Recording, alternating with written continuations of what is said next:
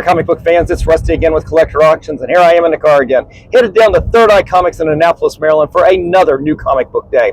Well, I don't have a lot on my pull list this week. I did a really good job when I put in this pre-order 2 to 3 months ago, but I am definitely picking up an extra copy or two of that new Amazing Spider-Man #1. I've got the regular issue already pre-ordered, and I think one of the variants as well, but there are a lot of other really good variants that I'm going to pick up today, just so I can have some extra copies. There are a few other books on my pull list today. Not much, though. It's going to be a small pull list, but like normal, I'm going to go down and I'll do some filming, and then I'll come back home, and then we will do a little show and tell. So stay tuned, and I'll be right back.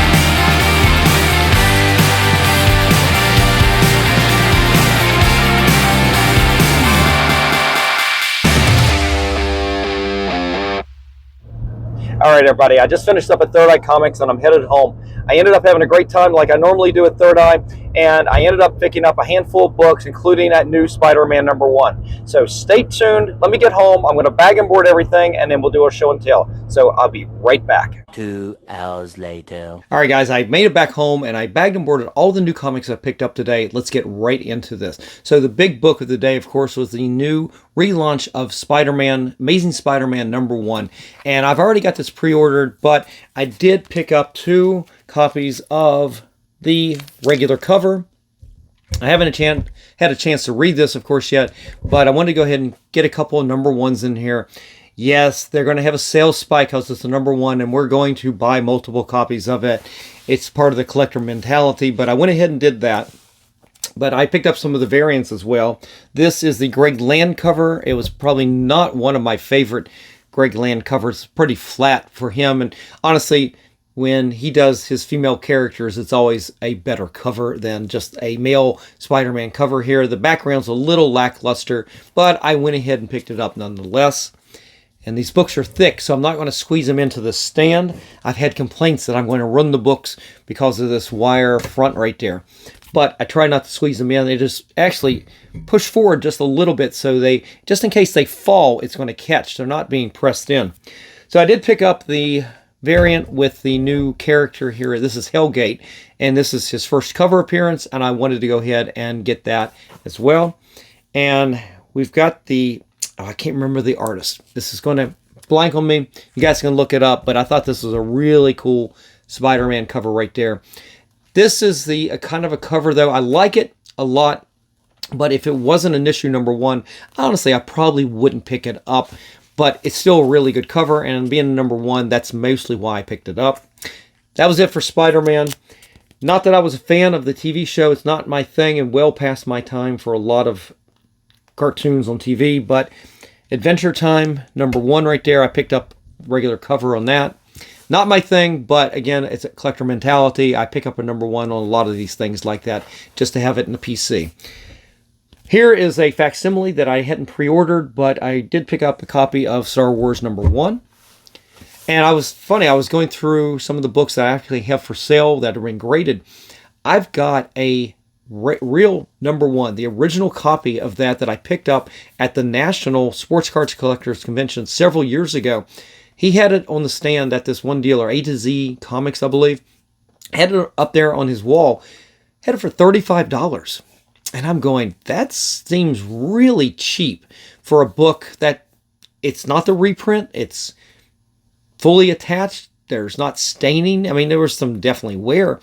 And I'm going, I think I can afford $35. And I think by the time I paid for everything, I got a little bit of a discount. So let's say $30 for that. It seemed crazy low. And I ended up cleaning and pressing that book, and I got it into CGC.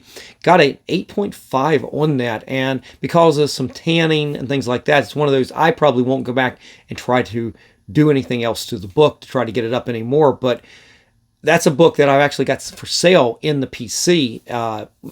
That sounded really bad. It's for sale, but it's in the PC. The way it works is those books stay in my PC until I sell the book.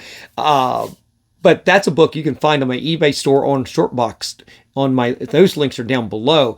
So anyway, the point is, I picked up another facsimile. Why am I telling you a story? It's a long story, but I did pick up the new facsimile of this. It's not the first time that they've done facsimiles on issue number 1.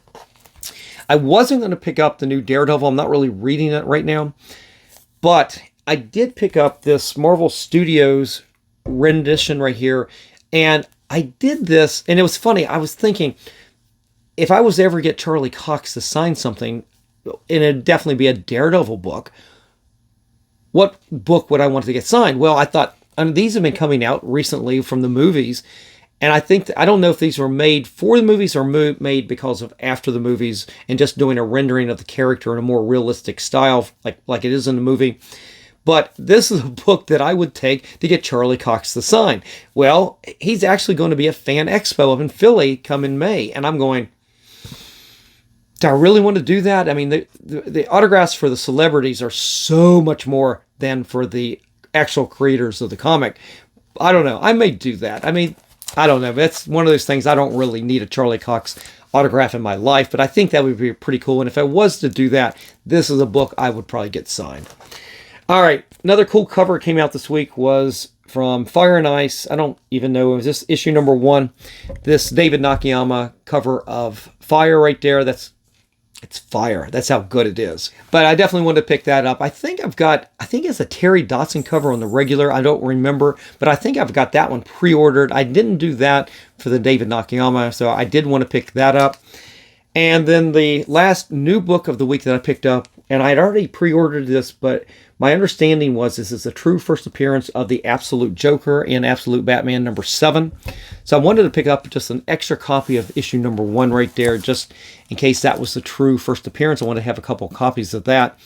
And if that turns out to be true, I might actually take this also to Fan Expo in Philly. Turns out they just announced they are going to have a new set of artists that they announced. And in that group is going to be Scott Snyder. And again, I just seen him, but he was there before this book came out. And as I said, if this is the true first appearance of the Absolute Joker, this is a book I would have wanted to get signed.